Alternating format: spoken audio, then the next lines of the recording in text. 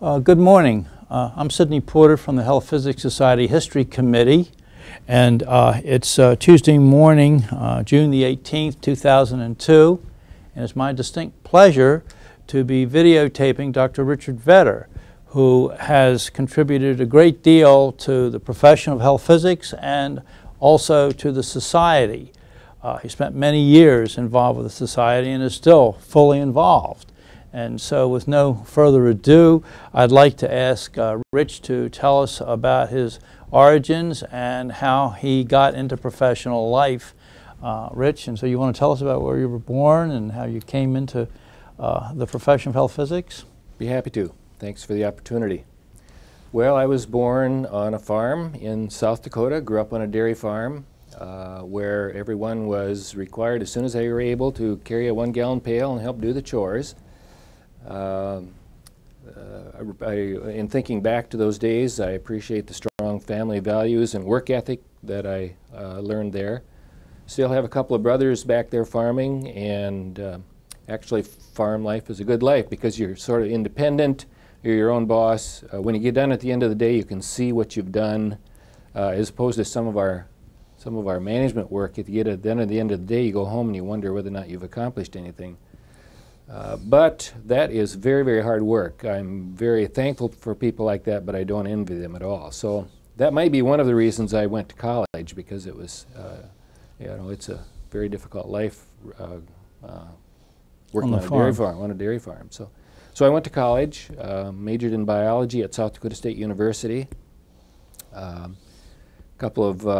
few professors I remember really had an influence on me in terms of encouraging me to go on and pursue graduate studies. I had an undergraduate advisor who really taught me to not take things at face value, but to think critically about things. And a professor of anatomy who taught me and others that learning was fun, and it was that learning was a lifelong process, but not something to be, you know, it wasn't a drudgery, it was something that could be fun. And so I remember those days, and another professor that taught me the scientific method. So those three biology professors had a very strong influence on me. What made you go to graduate school? Well, I wanted to become a professor at a small college. I wanted to teach. That was my goal in life. So when I finished at South Dakota State, I applied to a number of graduate programs and was accepted at a number of them. But one of the courses that I took as an undergrad was called bionucleonics. It was taught by Dr. Wayne Harris, who is a graduate of Purdue University, from their bionucleonics program. And the course was composed primarily of radiation biophysics and some radiotracer methodology and a little bit of radiation safety. I was really intrigued by that and by the application to biology or chemistry or any other science, but in particular to using radiotracers in biology. So sort of as a last-minute thing, I decided to apply to the graduate program at Purdue as well, to the bionucleonics program. And they wrote back to me giving me a full-ride fellowship. So I thought, well, I better go there.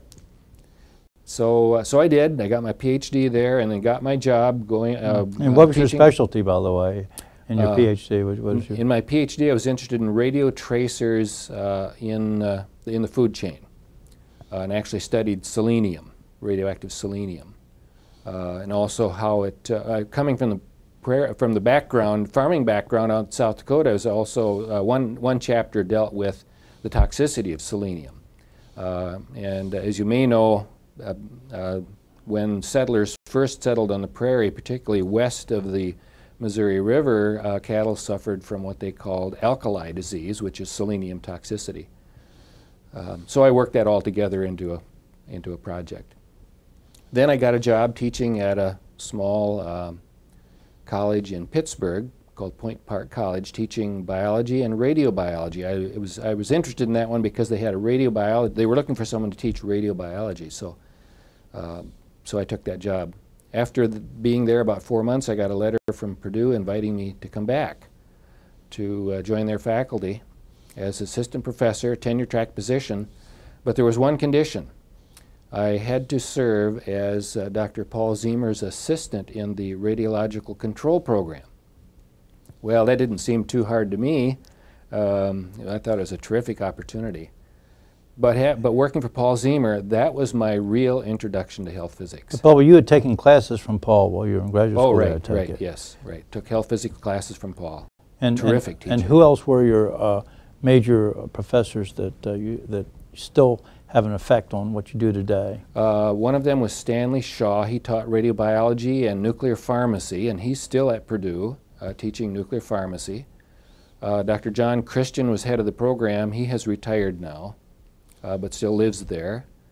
And my major professor has deceased. He was very interested in a wide variety of things, radiobiology, radiotracer methodology, nuclear chemistry. And who was that, by the way? Dr. Wayne Kessler was his name. And so I remember in particular Dr. Kessler, Dr. Shaw, Dr. Christian, and in particular Dr. Ziemer. Dr. Ziemer was a wonderful teacher when I was a graduate student. I really related extremely well with all of the students, but held his own students to very high standards.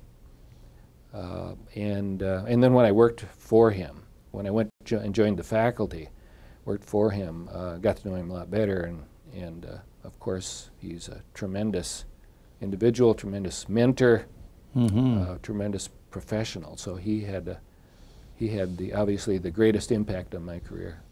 And so when you started teaching, you were teaching what classes? I was teaching two classes. One was a portion of the original bionucleonics course, which is the radiation safety portion. It was about equal to one college credit, and an undergraduate course in health physics, which is a three credits. In addition, I had graduate students of my own, and eventually participated in graduate courses as well. But while I was teaching undergraduate courses, I did have graduate students. See, and were you associated with the Health Physics Society there in Purdue? Yes. Local chapter? Paul Ziemer, within the first year or two I was there, he encouraged me to attend the national meeting, of course, and the Midwest chapter of the Health Physics Society, which was centered in Chicago. I went with him a couple times to that meeting. In 1975, I was encouraged to, along with some other people, to become involved in organizing a chapter in that part of the country. So we organized the Hoosier chapter of the Health Physics Society, and I was the first presiding chairman during that organization year, and then the president the following year. So that was midway through my career at Purdue, which was 10 years. And at the national level, after attending a few meetings, I had the opportunity to become a member of the Training and Education Committee. When was that? That was, you know, I can't remember the exact year, late Roughly. 70s, I think, during Jim Watson's term. Jim appointed me and was, I mean, he taught me some things about the society and how it works as well. He was a very good mentor within the society ranks. So I really appreciated that opportunity. And it was during my second year that we established the PEP program. Well, that's a very important program that still goes on, of course. That still goes on, of course, so that was very good. Very good. That turned out to be a real good program. And was that your idea to establish No, it was that? not my idea. It only occurred during my term as chair of the committee. It was someone else's idea. And I don't know if I should try to speculate who that was. I think there were a number of people that were talking about something, some kind of training opportunities that we could provide to members of the society over and above the continuing education courses that occur early in the day of a Health Physics Society meeting. Well, I know there were a number of certified health physicists that needed credits and were hoping that they could get them while they were at the meeting here. Right. Yeah. And so that need had occurred for some time. Right. I think the original proposal was based on two needs. One was the need for continuing education credits for health physicists. I mean, it wasn't just the credit. These were meant to be very high-level courses, more rigorous than the continuing education courses. So rigorous courses for certified health physicists. In addition, provide the opportunity for people who are preparing for the exam to take these courses and increase their ability and performance on the exam. And now, of course, there are dozens and dozens of these given at each meeting, and they're a very important part of the educational process. When we first started, there were, I'm trying to think, maybe a dozen PEP courses on Sunday. And now there must be 3 dozen throughout the week. Yeah, it's really taken off. It's been a very successful program. And thank the Lord, continuing. Right. Yes, it is. Right. So this takes us in your career to the you've established a new chapter. You're working with the National Society, and you took your own boards when? I took my own boards, health physics boards, in 1977. And that actually turned out to be open the door for my next professional opportunity. I moved to Mayo Clinic in 1980, and they were looking for someone who could be their RSO who was certified by the American Board of Health Physics. I had extensive experience in training and education, and I had reached the professor level at Purdue, and also, of course, the radiation safety officer experience. I was assistant radiation safety officer at Purdue under Paul Ziemer, but as time went on and Paul became president during that period, he delegated more and more to me, so I was able to learn a lot under his mentorship, and basically then go to Mayo Clinic and become the radiation safety officer there. Now, at what point did you become involved with the NCRP? NCRP was in perhaps the middle. I became most actively involved after my presidency. I was on a couple of scientific committees previously, just reports. Yeah, and I think the first report is in about 82 or 83 that I was involved with on one of these scientific committees where you study the subject for a couple of years and then write a report. And then most actively became a member of the council and in perhaps 97, member of the nominating committee in 98, a member of the board of directors in 2000, chairman of the nominating committee in 2000. So pretty active in the NCRP right now. And how about the American Board of Medical Physics? Right. In the middle 80s, there was a group of physicists in the AAPM that established the American Board of Medical Physics, and it had 3 principal areas initially. One was certification in diagnostic radiology, the other one was therapeutic radiology, and then the third one was medical health physics. So I became certified in medical health physics and then actually became active on their examining panel for several years, and eventually was appointed to the board in 1998, served on their board from 98 to 2000. So I've been on the American Board of Medical Physics, American Board of Health Physics, approximately at the same time. And that actually has helped me to understand some of the issues between the 2 boards, and hopefully as the 2 boards, as they work together, they will be able to work more closely together. And I think we can see on the horizon that in fact will happen. Okay, and how about you've been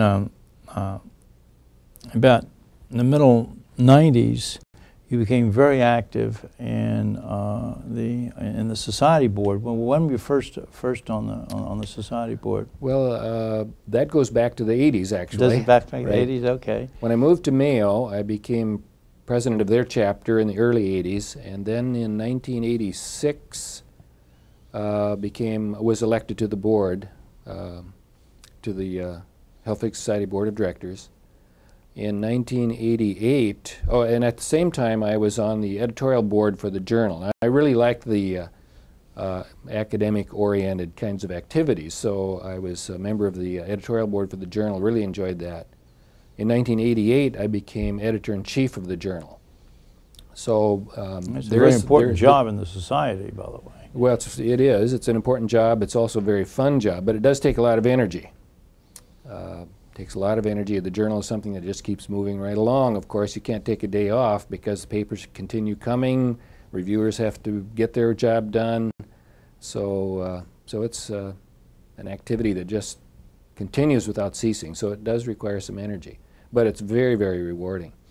Now, you had published in the journal earlier to the time that you took over as Right. as one of the as editor Right. of it, and you want to talk a little bit about some of the publications that Well, you feel are important in your career. Sure.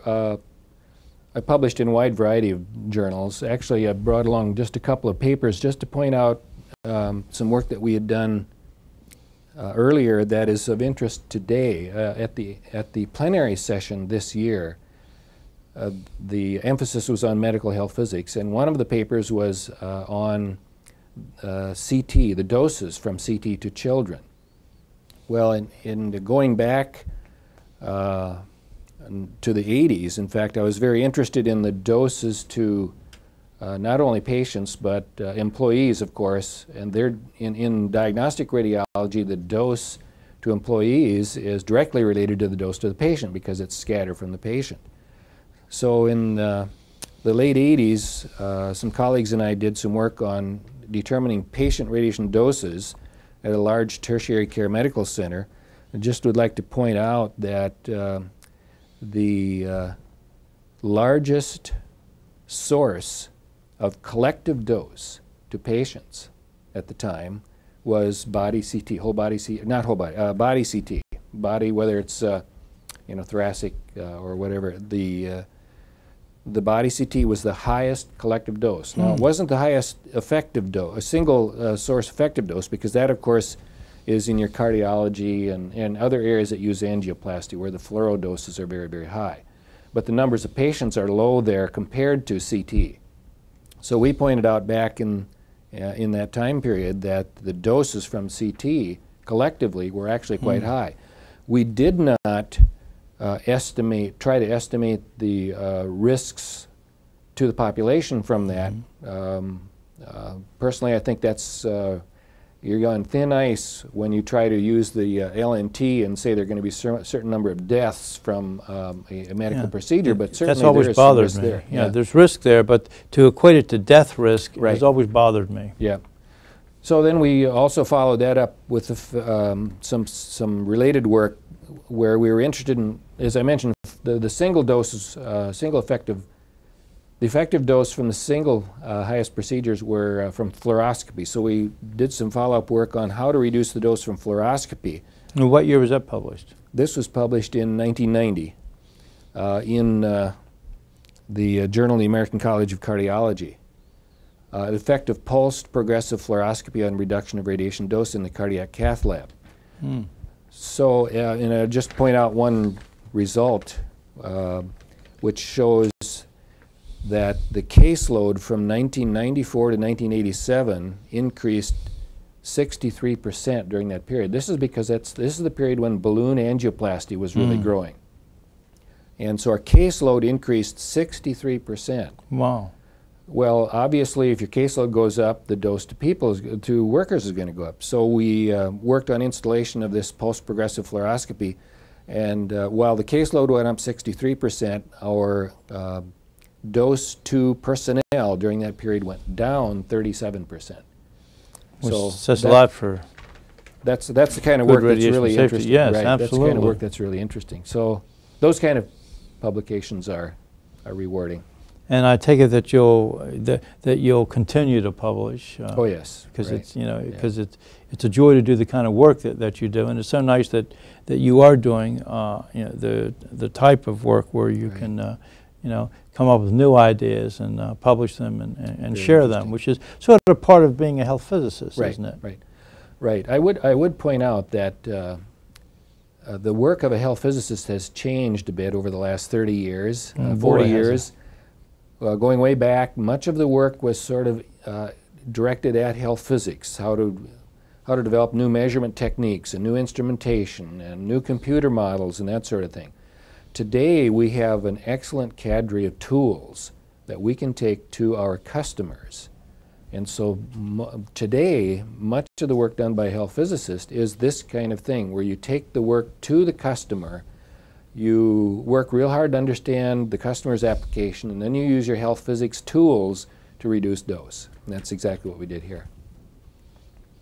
Now you, along the way here, became editor of the journal, and it seems to me there were a number of changes that happened to the journal while you were editor. You want to tell us a little bit about that? Yes, I'd like to do that. I'd like to share with you that I had the opportunity while I was editor-in-chief to participate in a decision to change publishers.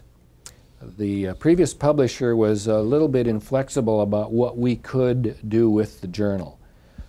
And so when the contract came up for renewal, we had the opportunity to look at another publisher, and the new publisher, Williams & Wilkins, was very flexible and made it very clear that this was going to be our journal. This was the Health Physics Society journal.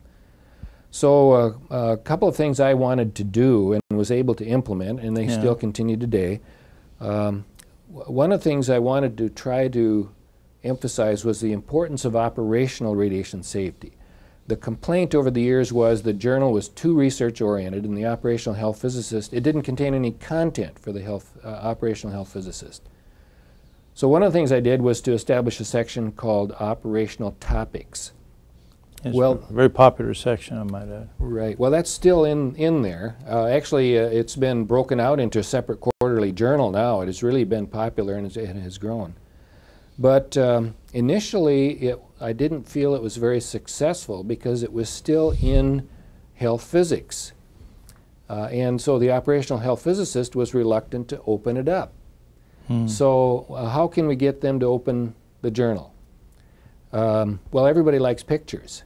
So I began to put a picture on the cover.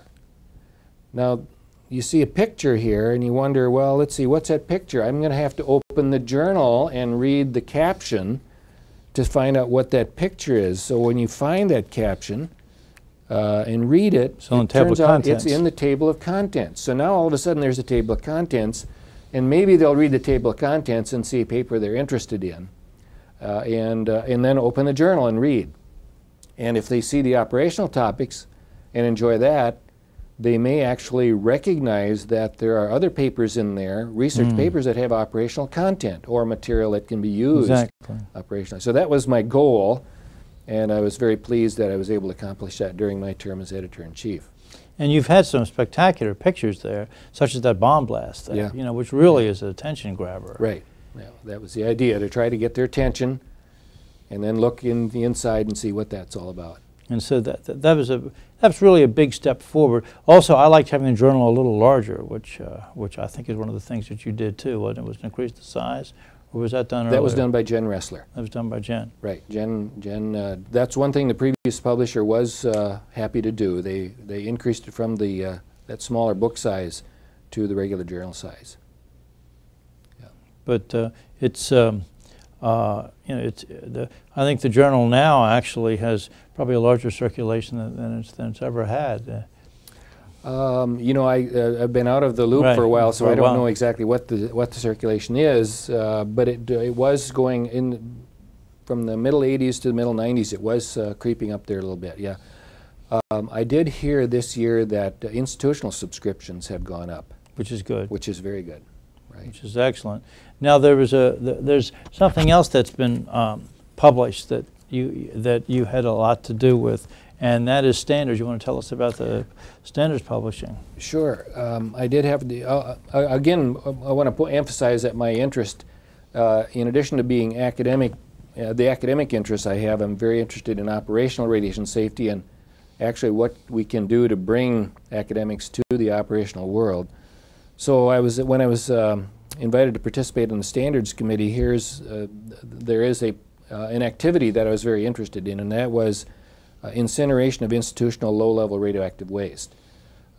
This activity started back in the 80s, I think. It finally got published in 1998 as a Health Physics Society standard. But even back in the 80s, we recognized that with the cost of radioactive waste going up, that we needed to take advantage of storage for decay and also incineration of very small levels of radioactive materials. So I was able to work with a group of people who had some incineration experience, and we wrote an incineration standard that can actually be used by small institutions, colleges, universities, medical centers. You know, very important. Now there are actually dozens of standards that that the society has published. Right. And I think they're just going electronic with this now. They as a are, matter yeah. of fact. We don't remember the exact history of the standards, but one of the things we did, Jen Ressler has to be given one of those given the credit for this is to change the standards from a standard that was sold by the society to one that was given to all members. So this was actually published with the newsletter.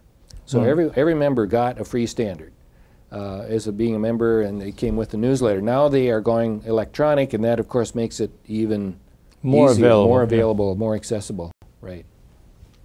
And you don't lose it. It's always there, right? And by the way, you were elected a fellow not too long ago to the society, as I remember. Right. Once